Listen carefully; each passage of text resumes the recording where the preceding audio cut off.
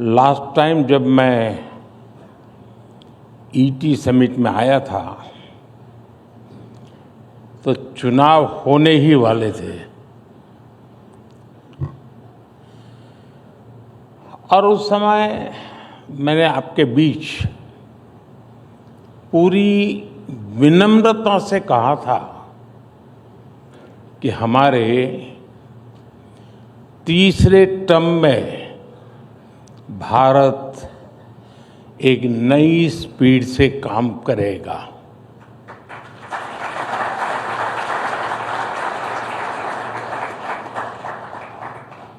मुझे संतोष है कि ये स्पीड आज दिख भी रही है और देश इसको समर्थन भी दे रहा है।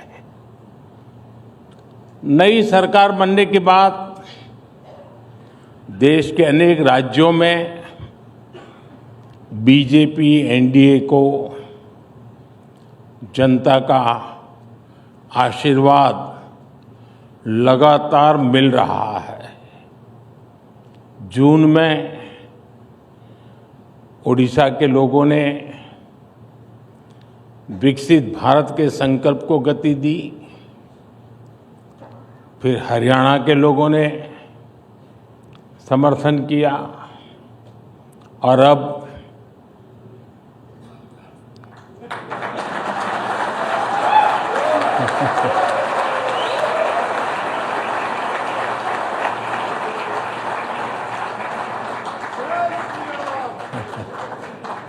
दिल्ली के लोगों ने हमें भरपूर समर्थन दिया है। ये एक एक्नॉलेजमेंट है कि देश की जनता आज किस तरह विकसित भारत के लक्ष्य के लिए कंधे से कंधा मिलाकर चल रही है। साथियों, जैसा आपने भी उल्लेख किया, मैं भी कल रात ही अमेरिका और फ्रांस की अपनी यात्रा से लौटा हूं। आज दुनिया के बड़े देश हो,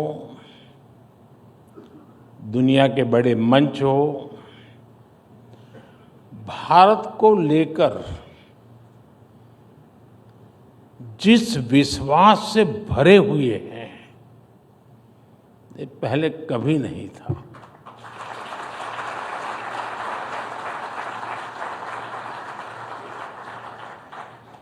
ये पेरिस में एआई एक्शन समिट के दौरान हुए डिस्कशन में भी रिफ्लेक्ट हुआ है। आज भारत ग्लोबल फ्यूचर से जुड़े विमर्श के सेंटर में है और कुछ चीजों में उसे लीड भी कर रहा है। मैं कभी कभी सोचता हूं,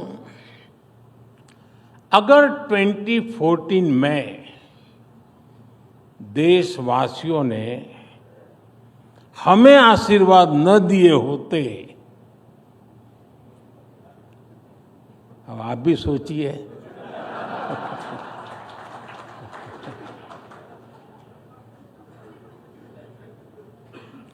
भारत में रिफॉर्म्स की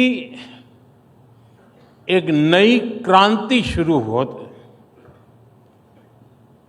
यानी मुझे नहीं लगता है कि हो सकता ये, कतई नहीं होता। आप भी इस बात को यानी सिर्फ कहने को नहीं, कन्विंस होंगे। क्या इतने सारे बदलाव होते क्या?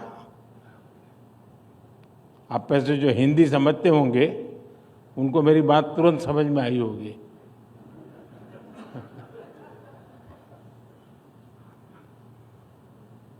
देश तो पहले भी चल रहा था। कांग्रेस स्पीड ऑफ डेवलपमेंट और कांग्रेस स्पीड ऑफ करप्शन, ये दोनों चीजें देश देख रहा था। अगर वही जारी रहता तो क्या होता। देश का एक अहम टाइम पीरियड बर्बाद हो जाता। 2014 में तो कांग्रेस सरकार ये लक्ष्य लेकर चल रही थी कि 2044 यानी 2014 में वो सोचते थे और उनका डिक्लेयर्ड टारगेट था कि 2044 तक भारत को 11th से 3rd लार्जेस्ट इकोनॉमी बनाएंगे।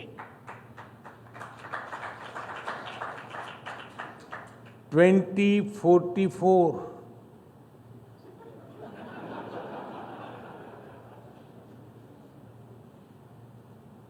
यानी 30 साल का टाइम पीरियड था। ये था कांग्रेस का स्पीड ऑफ डेवलपमेंट। और विकसित भारत का स्पीड ऑफ डेवलपमेंट क्या होता है, ये भी आप देख रहे हैं। सिर्फ एक दशक में भारत टॉप 5 इकोनॉमी में आ गया।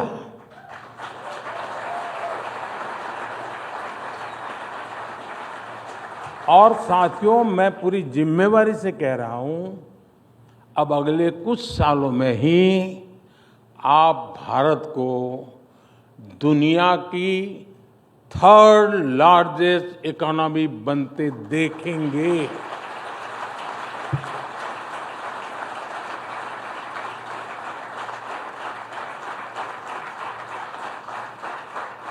अब हिसाब लगाइए, 2044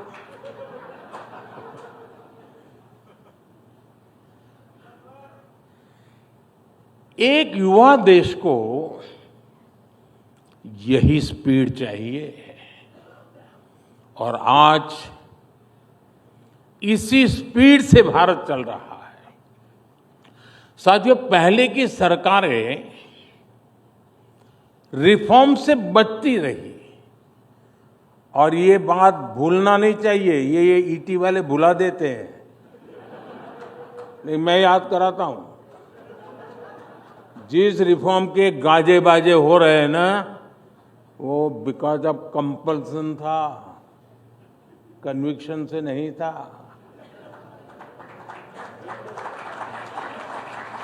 आज हिंदुस्तान जो रिफॉर्म कर रहा है वो कन्विक्शन से कर रहा है।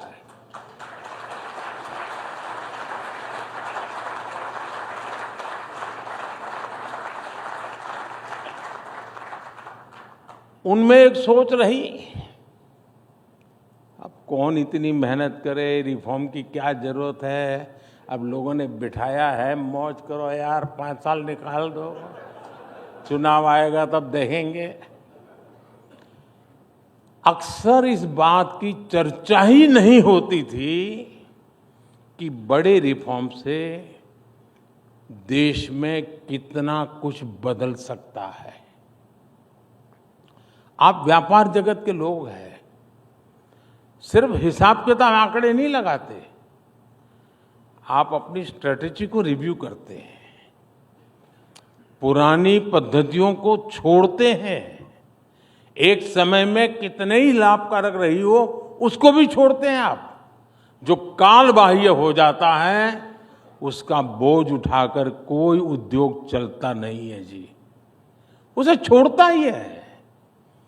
आमतौर पर भारत में जहां तक सरकारों की बात है,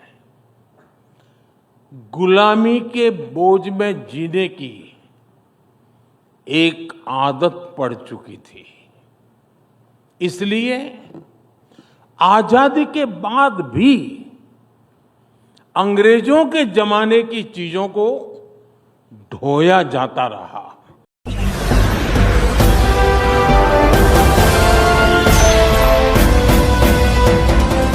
आप देख रहे हैं लाइव न्यूज 9 99 राष्ट्र सबसे पहले।